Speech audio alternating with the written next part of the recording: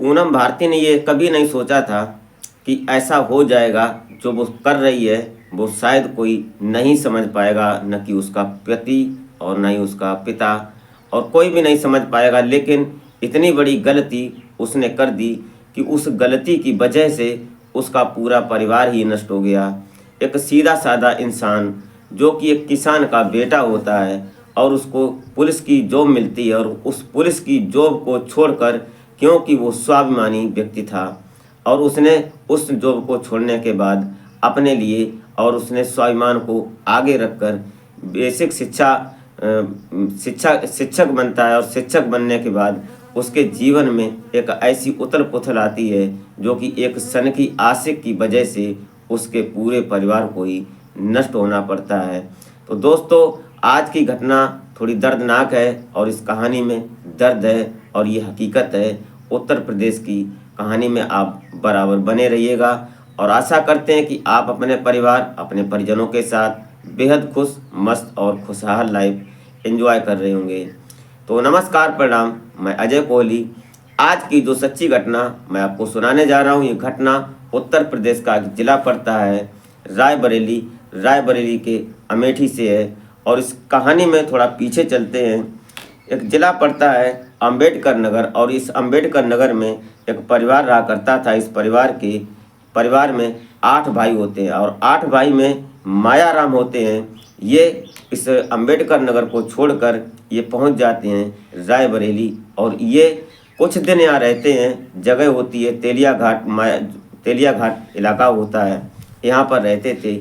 इनका बेटा होता है जिसका नाम चंदन वर्मा होता है।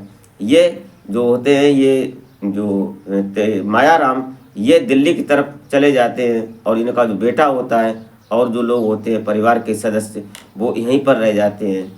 कहानी शुरू होती है यहाँ से 1990 की है, लेकिन कहानी चलते चलते आज 2024 में इतना बड़ा रूप लेगी ये शायद किसी ने सोचा नहीं था।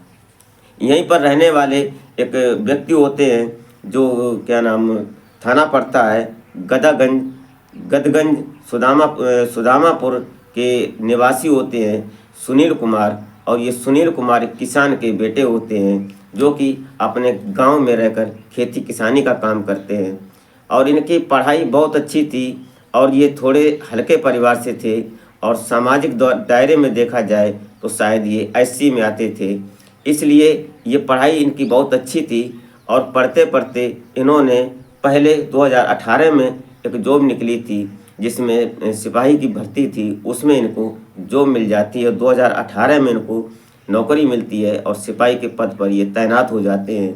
लगभग 1 साल इनकी नौकरी चलती है और नौकरी चलने के बाद 2020 में इनकी दिल ने ये गवाही दी कि मैं इस नौकरी के करने लायक नहीं हूँ, क्योंकि यहाँ जो होता है पुलिस में वो मैं कर नहीं सकता। इसलिए स्वाभिमानी व्यक्ति थे, इन्होंने फिर अप्लाइड किया और ये 2020 में सहायक शिक्षा बीएसए ऑफिस में इनकी ड्यूटी लग जाती है, इनको जॉब मिल जाती है। उसके बाद ये रहते रहते आ जाता है 29 जनवरी 2021 को। ये जो शिक्षक होते हैं, इनकी अमेठी गांव पड़ता है, पहनोवा गांव होता है, यहाँ पर इनको शिक्षक के पद पर तैनात कर दिया जाता है। इसी बीच में इनकी शादी हो चुकी थी और इनकी पत्नी थी जिसका नाम पूनम भारती था और एक बेटी भी इनको हो चुकी थी और बड़े हंसी खेल मतलब बढ़िया अच्छी तरीके से इनका परिवार चल रहा था, कोई दिक्कत नहीं थी। लेकिन उसके बाद ये जब आगे बढ़ जाते हैं तो ये पहुंच जाते हैं शिवरतनगंज थाना पड़ता है और शिवरतनगंज गांव में, यहाँ पर ये रहते थे। यहाँ पर इन्होंने एक जगह ली थी, 2 बिस्वा जगह होती है, उसमें गवाह बना दिया जाता है, जो कि गवाह लगा दिया जाता है चंदन वर्मा को। और ये चंदन वर्मा जो होता है ये पहले से अंबेडकर नगर टांडा का रहने वाला था, यहाँ रायबरेली में रहा और इनके परिवार के कुछ लोग जो थे वो जाकर दिल्ली में रहने लगे।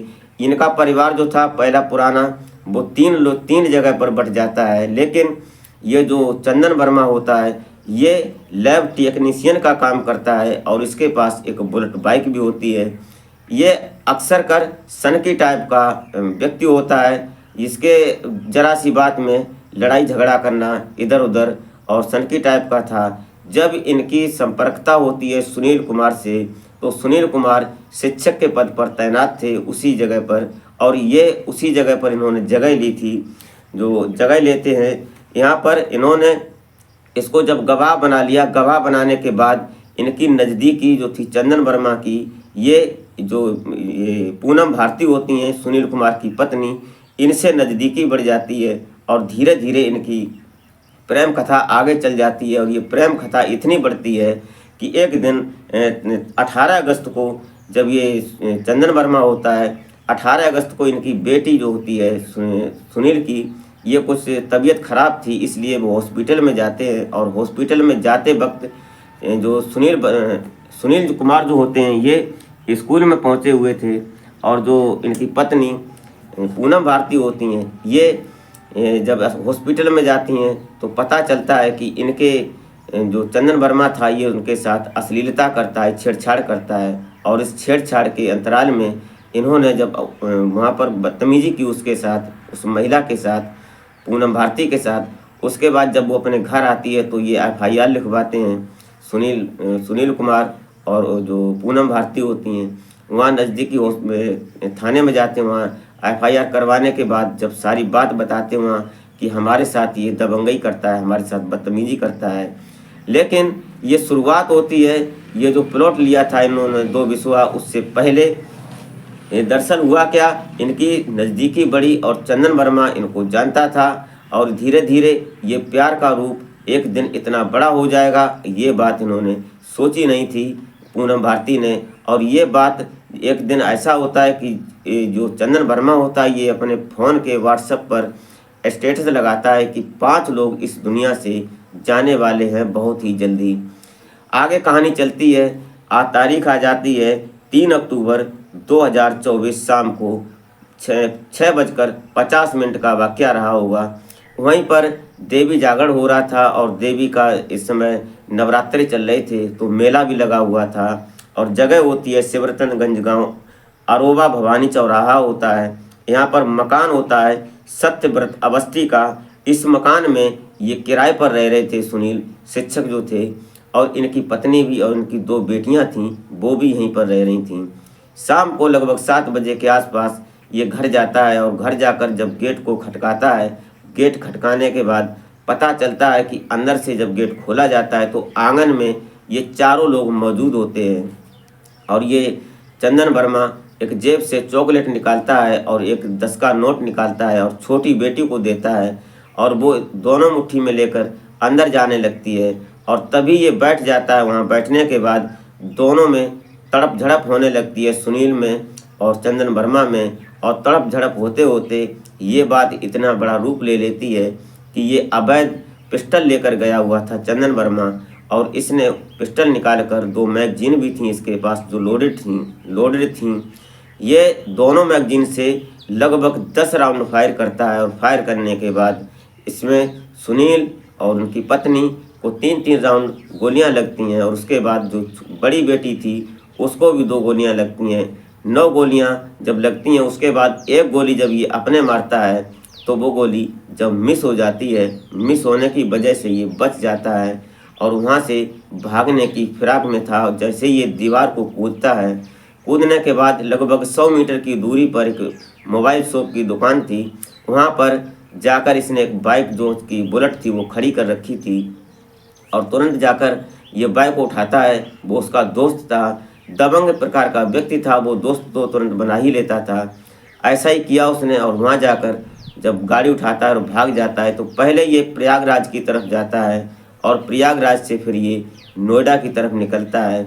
लेकिन कहते हैं ये उत्तर प्रदेश की पुलिस मुर्दों को बुलवा देती है। और ऐसा ही हुआ कि जब ये बात सोशल मीडिया पर तैरने लगी, प्रिंट मीडिया हो या सोशल मीडिया हो, अखबारों के माध्यम से, टीवी पर जब ये बात तैरने लगी, तो इसमें जो पूर्व मुख्यमंत्री चाहे अखिलेश यादव जी हों, चाहे प्रेजेंट के मुख्यमंत्री योगी आदित्यनाथ जी हों, या जो पूर्व मुख्यमंत्री श्री मायावती जी हों, या सांसद चंद्रशेखर आज़ाद साहब हों, कोई भी हो, बहरहाल सभी ने अपनी अपनी तरफ से अपने अपने तरीके से इस केस को निपटाने की, सुलझाने की कोशिश की और सबने अपनी अपनी अपनी बात रखी, लेकिन 8 घंटे के अंतराल में ही पुलिस ने इस चंदन वर्मा को गिरफ्तार कर लिया।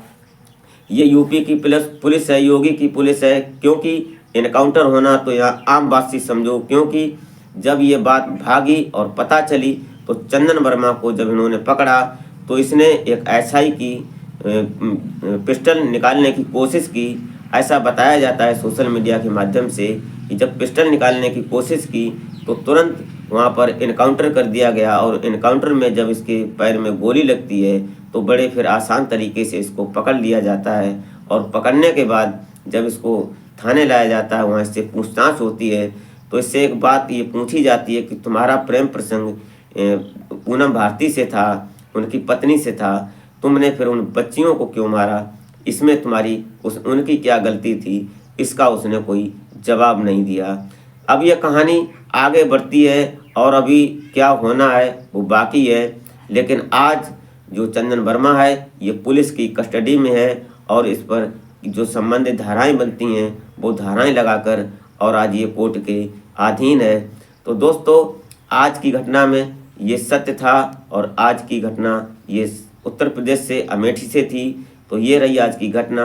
आपको अगर सही लगी हो तो एक लाइक और कमेंट अपनी राय अवश्य दें। तो मिलते हैं फिर नेक्स्ट वीडियो में, तब तक के लिए जय हिंद।